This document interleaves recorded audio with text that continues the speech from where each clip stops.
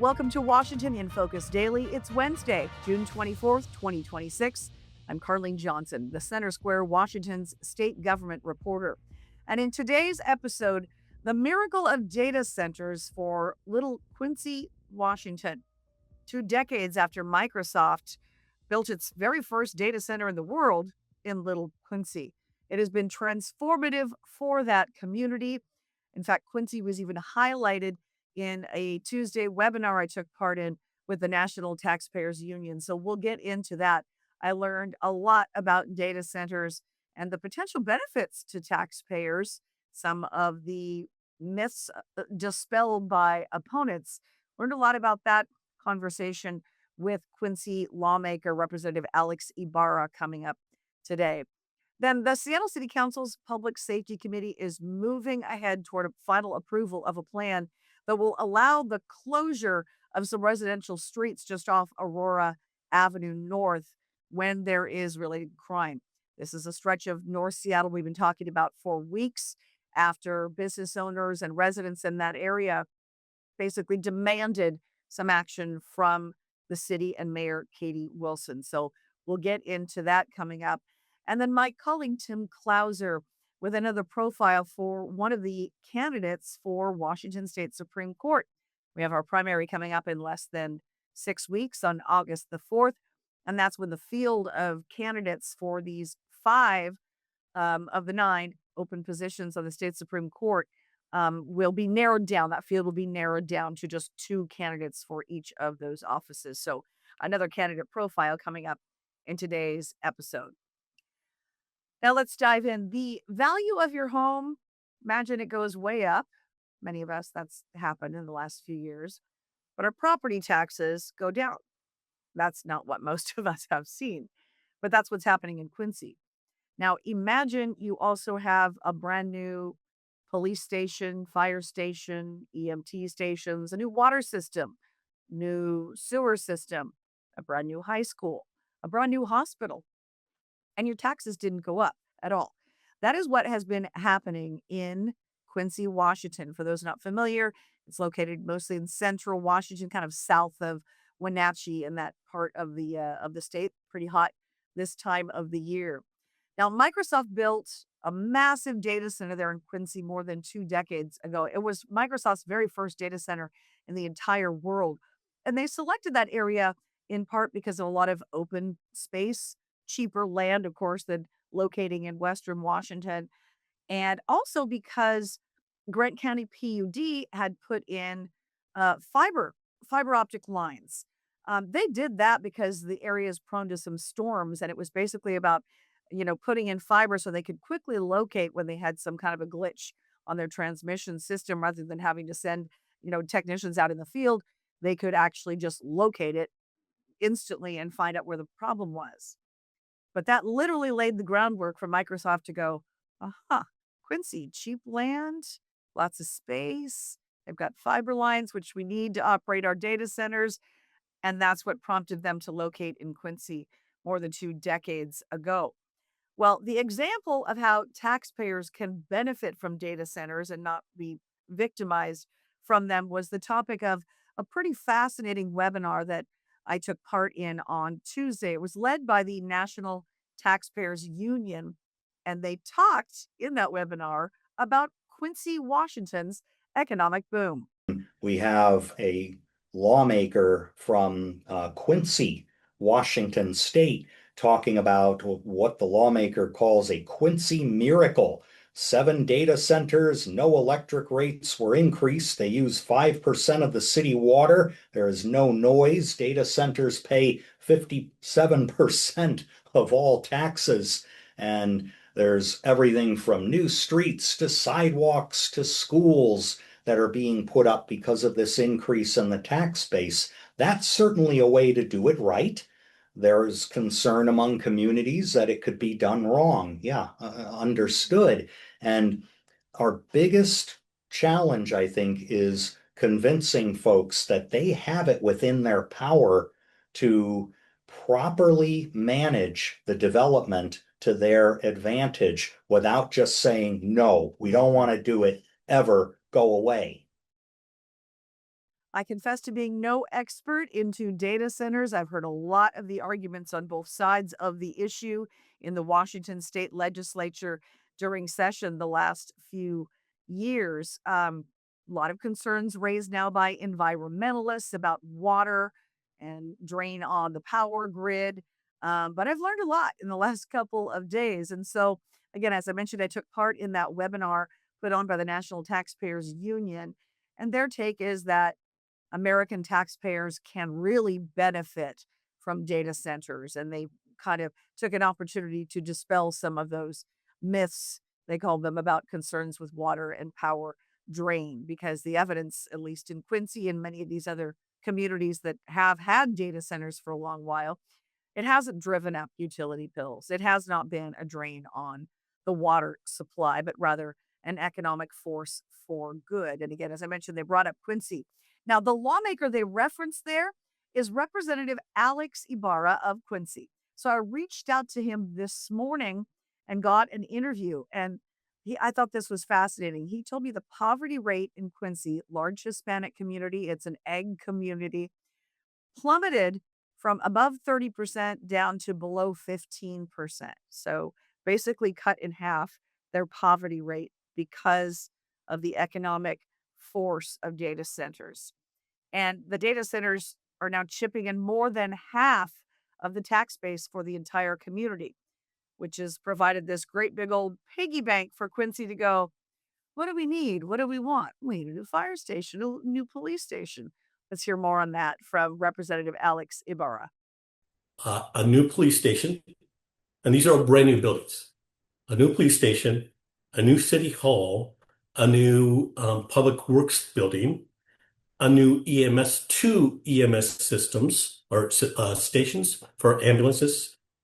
Let me see, a brand new hospital that was just opened 6 months ago, the best high school in the state of Washington, which was a bond for $108 million for a little town of Quincy. Um, every prior to data centers, about 60% of the roads were paved. Now 100% of the roads are paved. We had 20% coverage on sidewalks. Now it's 100% sidewalk coverage, or probably 90% sidewalk coverage in the whole town. We have a new sewer system, changed out all the pipes. We have new water systems. We have a reuse water system that Microsoft built for the city of Quincy on their nickel, and they gifted it to the city of Quincy. Let's not forget about the aqua park that's going to open on July 3rd of this year, which has slides, brand new swimming pool, brand new 5 or 6 different slides. It's got a little kids pool. It's got a lazy river in Quincy. We're talking this little podunk town, right? Next year, we're going to build an indoor football soccer field in town, indoor, because it gets really hot in summer and really cold in the winter. And it's going to have an indoor walking, running track. It's going to have tennis courts, pickleball courts, basketball courts, all happening. Now, he told me that massive Microsoft data center, the first one they built anywhere in the world, is located 2 blocks from his home. He pointed out the window while we were talking on our Zoom interview this morning. He said, I can see it.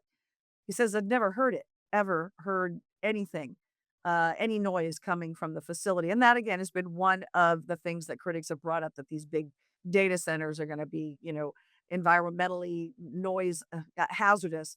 Um, Representative Ibarra said he does understand people bringing up very legitimate concerns about drain on utilities, on power and on water.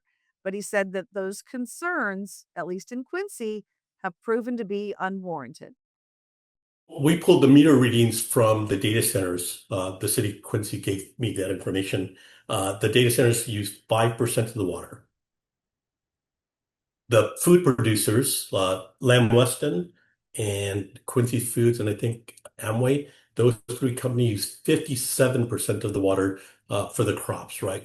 Because they make French fries, they have to clean up the potatoes with water, apples, pears, cherries. which is Quincy's a farm community. So they use 57% of the water. Microsoft uses 5%. The small businesses and homes use 33% of the water. All of the data centers combined use 5% of all the water in Quincy. So they don't use all the water. They have closed loop systems now, not like the old days. So they're all closed loop systems. Um, Again, yeah, so that's the deal. 5% of the water, not 50%, not 75, it's 5%. So they're not taking up our water. Now, earlier this year, Washington lawmakers once again pursued legislation. This year, it was about requiring data centers to cover costs associated with energy deployment and generation. But that could have quelled some of the public concerns being raised by people. And the bill did pass the House, but then it died in the Senate after Microsoft came out vehemently opposed. Representative Ibarra was also one of those who gave a passionate speech against this bill. And again, it ended up dying in the Senate. Um, this is one more figure I want to bring you from Quincy, because again, I've learned a lot just in the past day and a half about what it has done for that otherwise, before the data centers, pretty depressed community. Their tax rates dropped from roughly $3 per thousand of assessed value on a home to less than $1 per $1,000 of assessed value. And that's because the corporate taxes from data centers are paying 57% of all the taxes in Quincy. So it's everybody else in Quincy, the other 43%, that have to make up for the other tax revenue. So even though the value of your home goes way up, your tax rate has gone way down. And also, I should mention, at that new high school, which I guess is the biggest and newest in the entire state, they've got a program to train up these data center technicians. So there's a pipeline directly from high school graduation into a path of employment. So the debate, no doubt, is going to continue, but more education all the way around on both sides and dispelling some of these myths and the potential benefits for taxpayers is warranted. Now, the Seattle City Council's Public Safety Committee on Tuesday took another step forward, approving an emergency plan that's going to allow the closure of some residential streets adjacent to Aurora Avenue North. Um, People there have been complaining for many months, if not longer, about increasing crime and gunfire. A lot of that is related to the human trafficking that takes place along Aurora. So the plan is expected to be approved by the full city council at the end of the month. And again, this caps several months of activity, community residents. We talked a lot about how those community residents basically shut down the street in protest, demanding that the council do something. And to her credit, Seattle Mayor Katie Wilson is finally stepping up on this and getting behind this latest public safety measure. So here is the sponsor of this legislation, Councilmember Deborah Juarez, at Tuesday's council meeting. I'm going to quickly go over, for the record, the community support and events timeline. Our neighbors saw an 8% increase of gun violence in the month of May. Recent shootings have taken place further into neighborhoods as crime-related vehicles park and wait in neighborhoods rather than Aurora itself. Neighbors held public safety meetings and walks with city officials and called for the streets to be shut down. Neighbors blocked the streets with planters between May 24th and 28th, and there was a reduction in activity and shootings on those streets during that shutdown. However, on May 28th and 29th, the mayor's office removed the planters, installed slowdowns. I don't know why they're called slowdowns, but okay. In any event, the shootings returned May 30th to June 1st. So on June 11th, the mayor's office announced to close roads from 95th to 102nd Street and increase police presence. Now, critics in recent weeks that we have spoken to on this say they want to get to the root of the actual problem. I know when it comes to human trafficking, the prostitution, many of them of underage girls along this stretch, they believe you got to shut that down or we're just going to move it somewhere else. Kind of like moving the, you know, homeless folks at encampments from one area, and then they pop up 2 days later in another part of town. So they want the traffickers of these women dealt with. Advocates I've been speaking to that help victims of human trafficking say you got to go after these guys, and you got to go after the Johns, and you have to help the victims and get them out of the life, and partner with them long term. Otherwise, we're just going to keep shifting this problem from one part of town to the next. Now, my colleague, Tim Clauser, I should back up for 1 second because Randy Diamond, my Seattle colleague at the Center Square, Washington, has put up an article about what the Seattle City Council is doing. So I would encourage you to check out that article for a lot more and further detail. Okay, now to my other colleague, Tim Clauser, who has been interviewing candidates for Washington State Supreme Court. The primary now less than 6 weeks away, and that's when some of these wider fields of candidates will be narrowed down to the top 2 vote getters for each of the races. Now, we've got 5 races up on the state's high court of those 9 positions this year. It's never happened before. And of course, we have the income tax potential court challenge out there at some point. So those who end up earning these seats, people are kind of paying a lot more attention to that right now. So Thurston County Superior Court Judge Sharonda Amamillo has thrown her hat into the race for position 5 on the state Supreme Court, running against 3 other candidates, including the incumbent Justice Theo Angelis. And again, with that income tax potentially out there, with a court ruling to come up for the state's high court, there's a lot of attention to this. And so Tim recently had that interview with Sharonda Amamillo and asked her to discuss her sort of judicial philosophy and the importance of prior court precedent when making rulings. In the Quinn decision, the court upheld Washington's capital gains tax as an excise tax, while the dissent said it was an income tax.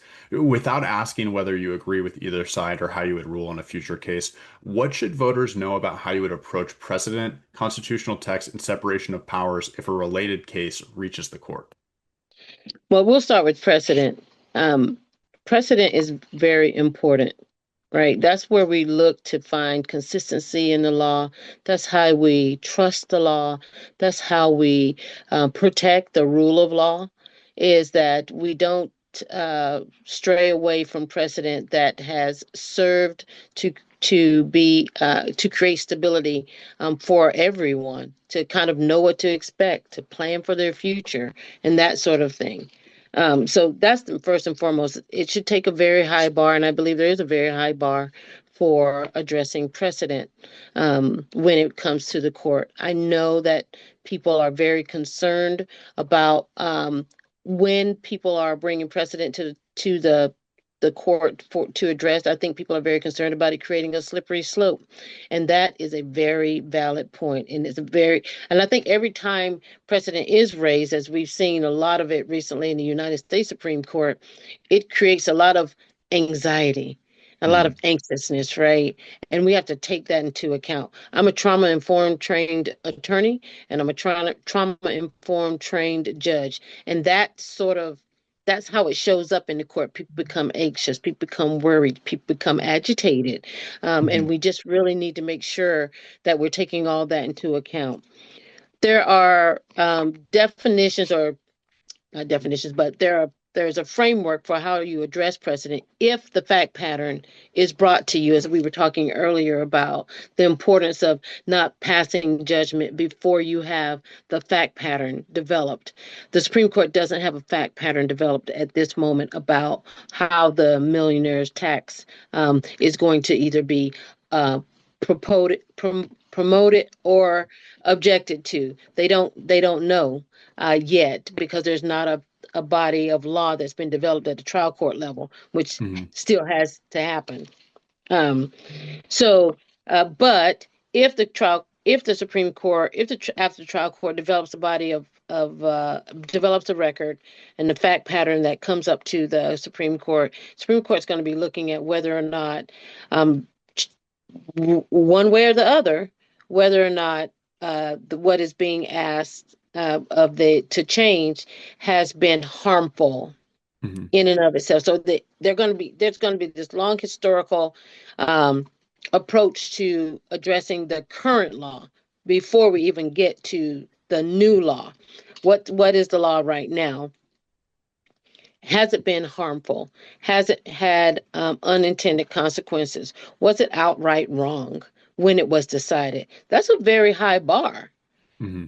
That is a very high bar. And I take that very seriously when you're asking me to do something so monumental, because it's never in a vacuum, right?